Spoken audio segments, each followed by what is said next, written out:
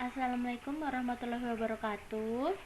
Perkenalkan, kami dari kelompok 6 akan mempresentasikan hasil diskusi kami yang berjudul alergi dan syok anafilaktif. Pertama-tama, perkenalkan anggota kelompok kami. Ada Alfioni Tristahapsari, Kusnul Alia, Linda Nur Aziza, Novna Nurino Panda, dan Pardila Setiani. Definisi alergi. Alergi adalah suatu reaksi abnormal jaringan terhadap berbagai substansi yang secara normal tidak berbahaya bagi individu pada umumnya. Istilah alergi berasal dari bahasa Yunani, yaitu alos yang berarti yang lain, suatu penyimpanan dari cara biasa, dan ergon yang berarti kerja. Sehingga semua keadaan penderita yang menyimpang dari reaksi imun biasa dinamakan dengan alergi. Seperti keadaan penderita yang mengalami reaksi terhadap toksin, serbuk sari atau urtikaria yang disebabkan oleh makanan tertentu. Etiologi alergi. Reaksi alergi disebabkan oleh adanya benda asing atau alergen yang masuk ke dalam tubuh. Alergen ini bersifat antigenik yang artinya dapat menyebabkan pembentukan antibodi atau mempunyai kemampuan untuk menginduksi respon imun. Jika jaringan orang yang rentan berulang kali terpapar dengan alergen, seperti mukosa nasal terhadap serbuk sari, maka dapat mengakibatkan jaringan ini tersensitasi sehingga terjadi pembentukan antibodi, dan pada pemaparan berikutnya akan terjadi reaksi antigen antibodi. Patofisiologi alergi. Ada dua macam mekanisme yang dikenal dalam perjalanan terjadinya reaksi alergi obat. Yang pertama adalah mekanisme imunologis dan yang kedua adalah mekanisme non-imunologis. Umumnya, alergi obat timbul karena reaksi hipersensitivitas berdasarkan mekanisme imunologis. Obat dan metabolit juga berfungsi sebagai hapten yang dapat menginduksi antibodi humoral. Reaksi ini juga dapat terjadi melalui mekanisme non-imunologis yang disebabkan karena toksisitas obat, overdosis, interaksi antar obat, dan perubahan dalam metabolisme tubuh. Diagnosis alergi. Diagnosis dapat ditegakkan dengan cara mengevaluasi beberapa aspek pada pasien antara lain didapatkan dengan cara anamnesis, uji kulit, dan pemeriksaan laboratorium. Yang pertama dengan cara anamnesis. Anamnesis merupakan poin penting untuk diagnosis alergi obat. Hal-hal yang perlu dicatat dalam anamnesis pasien antara lain obat-obat apa saja yang dipakai selama ini, mulai kapan obat tersebut dipakai, berapa dosisnya, dan bagaimana cara pemakaiannya. Apakah hingga saat ini masih dipakai atau sudah dihentikan? Manifestasi klinis yang muncul pada pasien apabila ia mengkonsumsi obat tersebut. Seberapa cepat timbulnya manifestasi alergi obat tersebut? Apakah menghilang bila pasien menghentikan obat dan apakah muncul kembali bila pasien meminta obat tersebut lagi? Apakah pasien memiliki riwayat alergi yang lain? Dan yang terakhir riwayat penyakit pasien. Yang kedua dengan uji kulit. Pemeriksaan uji kulit bermanfaat untuk mendeteksi alergi obat dengan hipersensitivitas tipe 1 atau tipe cepat yang disebut anafilaksis. Uji kulit bertujuan lain seperti melihat reaksi hipersensitivitas tipe lambat belum diketahui sebagai prosedur yang berguna. Sedangkan uji patch test digunakan untuk melihat reaksi alergi obat tipe lambat atau hipersensitivitas tipe 4, sedangkan uji tempel bermanfaat hanya untuk obat-obatan yang diberikan secara topikal.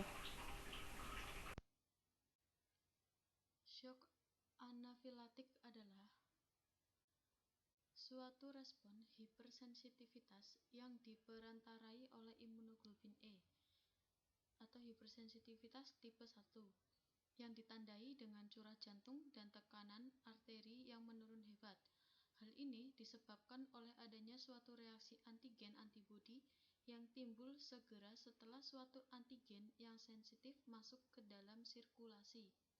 Syok anafilaktik merupakan salah satu manifestasi klinis dari anafilaksis yang merupakan syok distributif, ditandai oleh adanya hipotensi yang nyata akibat vasodilatasi mendadak pada pembuluh darah dan disertai kolaps pada sirkulasi darah yang dapat menyebabkan terjadinya kematian.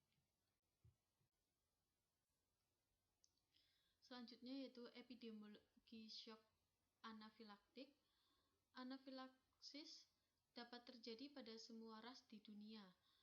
Beberapa sumber menyebutkan bahwa anafilaksis lebih sering terjadi pada perempuan, terutama pada perempuan dewasa muda dengan insiden lebih tinggi sekitar 35% dan mempunyai risiko kira-kira 20 kali lipat lebih tinggi dibandingkan dengan laki-laki.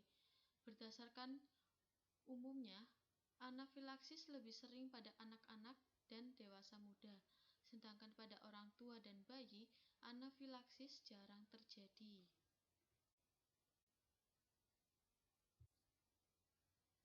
Faktor predisposisi dan etiologi shock anafilaktik. Beberapa faktor yang diduga dapat meningkatkan risiko anafilaksis adalah sifat alergen, jalur pemberian obat, riwayat atopi, dan kesinambungan paparan alergen. Golongan alergen yang sering menimbulkan reaksi anafilaksis adalah makanan, obat-obatan, sengatan serangga, dan lateks. Udang, kepiting, ikan, kacang-kacangan, biji-bijian, buah peri, putih telur, dan susu adalah makanan yang biasa menyebabkan suatu reaksi anafilaksis. Obat-obatan yang biasa menyebabkan anafilaksis seperti antibiotik khususnya penisilin, obat anestesi intravena, relaksan otot, aspirin, NSAID, opioid, vitamin B1, asam folat, dan lain-lain. Transfusi darah, latihan fisik, dan cuaca dingin juga bisa menyebabkan anafilaksis. Diagnosis shock anafilaktik. Diagnosis ditegakkan berdasarkan adanya gejala klinik sistematis yang muncul beberapa menit setelah terpajan oleh alergen. Gejala yang ditimbulkan dapat berupa reaksi ringan seperti pruritus atau urtikaria sampai dengan gagal nafas atau shock anafilaktik. Diagnosis shock anafilaktik dapat ditegakkan berdasarkan gejala-gejala dan tanda yang muncul berdasarkan target organ yang terkena. Selain itu, harus dipastikan obat-obat apa saja yang diberikan kepada pasien sebelum timbul gejala-gejala tersebut sehingga pemberiannya dapat dihentikan sesegera mungkin. Selanjutnya, pemberian adrenalin secara intramuskuler pada lengan atas, paha, ataupun sekitar lesi pada sengatan serangga merupakan pilihan pertama pada penata laksanaan shock anafilaktik. Adrenalin memiliki onset yang cepat setelah pemberian intramuskuler. Pada pasien dalam keadaan shock, absorpsi intramuskuler lebih cepat dan lebih baik daripada pemberian subkutan. Berikan 0,5 mili larutan 1:1000 atau 0,3 sampai 0,5 mg untuk orang dewasa dan 0,01 nanoliter per kilogram berat badan untuk anak. Dosis di atas dapat diulang beberapa kali tiap 5-15 menit sampai tekanan darah dan nadi menunjukkan perbaikan. Pengobatan tambahan dapat diberikan pada penderita anafilaktik. Obat-obat yang sering dimanfaatkan adalah antihistamin, kortikosteroid, dan bronchodilator. Pemberian antihistamin berguna untuk penghambatan proses vasodilatasi dan peningkatan permeabilitas vaskuler yang diakibatkan oleh pelepasan mediator dengan cara menghambat pada tempat reseptor-reseptor, tetapi bukan merupakan obat pengganti adrenalin. Antihistamin yang juga dapat diberikan adalah diphenhidramin intravena 50 mg secara pelan-pelan 5-10 menit. Diulang tiap 6 jam selama 48 jam.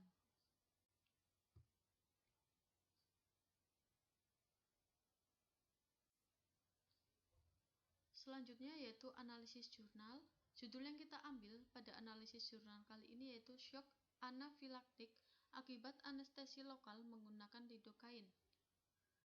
Hasil yang diperoleh yaitu lidokain adalah anestetik lokal kuat yang digunakan secara luas dengan pemberian topikal dan parenteral.